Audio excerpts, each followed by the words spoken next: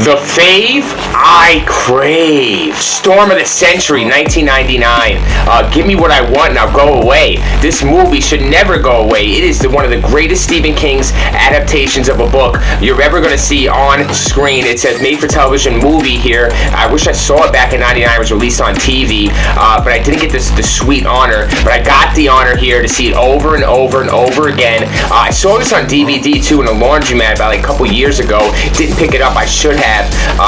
This movie is my favorite of all time. I actually sleep to this film probably every night. Storm of the Century. It's the Fave I Crave. I gotta have it. I can't have a good night's sleep unless I see Andre Lenoge and the crew. You know what I'm saying? You gotta see this whole cast here. They're so underrated. This movie is underrated. It's my favorite Stephen King movie of all time, and there is a lot of good King movies. Check out Storm of the Century. It might be a fave you crave. Friday the 13th, the final chapter, 1984. Yes, this is gonna be my favorite. That'd be my favorite Friday the 13th. That's it. I'm saying it. I've watched this more than any Friday the 13th part, any chapter, part, anything, and any Jason right here. This is the brutal. I love the companionship here with Chris and Glover and the crew and the teenagers and how the kills are done. Of course, Jason is brutal as ever. You got the mask.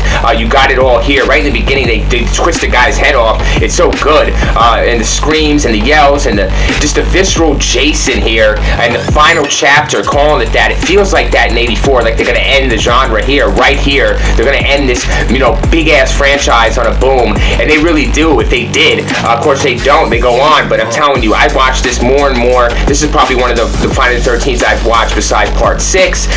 It's right here, the final chapter. Die Hard with a Vengeance, 1995. I remember getting this rented for me on VHS back in 95, 96 and seeing John McClane do it like no other way. It's kind of like you bring him into the modern era here in the 90s. Upping the game with Die Hard. You got Samuel L. Jackson, his companion. How can you not love that? This is the first time I really saw Samuel L. in a movie and really enjoyed his presence and his character all the way as Zeus. Per John McClane here. And John McClane is always in top form here, but in the beginning of the movie, he's not. He's all drunk and stupid. He goes out with this sign on the corner of Harlem. Wow, that really shook me as a kid seeing this back in the 90s. Yes, I was. And on VHS, just seeing this, him do that, I knew this is one of the most, right in the beginning, the most dangerous scene compared to the other ones that he goes through. What a ballsy scene. Adrenaline pumping. The whole movie through is action-packed. You got Simon Says, Hans Gruber's brother, so the movie makes sense and what he's going through. And I like the twist. They really try to keep you entertained. Die Hard with the Vengeance. It's a fave I crave. Silver Bullet, 1985. Corey Haim. This is my favorite Corey Haim movie, hands down. Silver Bullet. He plays paraplegic, stuck in a wheelchair, a child here, a kid, and he just, runs into a werewolf in his town, and he's got to take him down. How does he do it?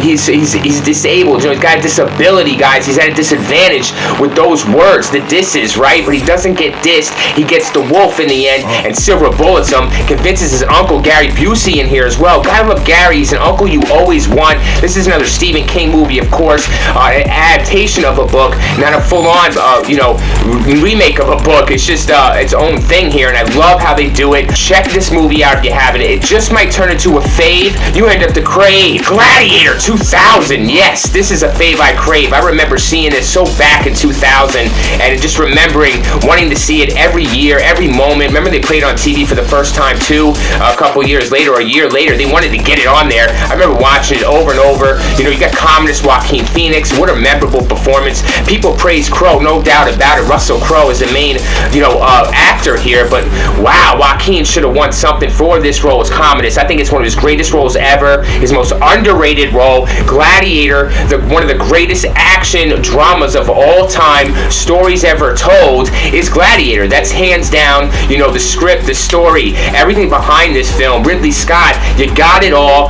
This is should have won. It did win everything. It should win more. This movie should be a crave of a fave. The Lord of the Rings, The Two Towers. Yes, 2002.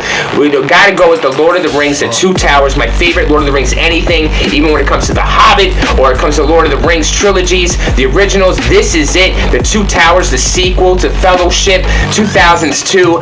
The Two Towers. I love it. I love the cinematography, the story. It's epic battles. It's really, there's CGI in the movie, but it's all practical. A lot of the war scenes, I love how they go all out. You you can tell the battle for Helm's Deep here is like no battle you'll see, especially from Return of the King, which is all CGI. This Two of the Towers battle is awesome. Aragorn shines like never before. Like, you want to see him shine. You know he's going to lead everyone to victory, and that's exactly what happens. Check out the Two Towers. Let me know what's your favorite Lord of the Rings. Mine is the Two Towers. That is my fave. Let me know what's your fave that you crave. The fave I crave.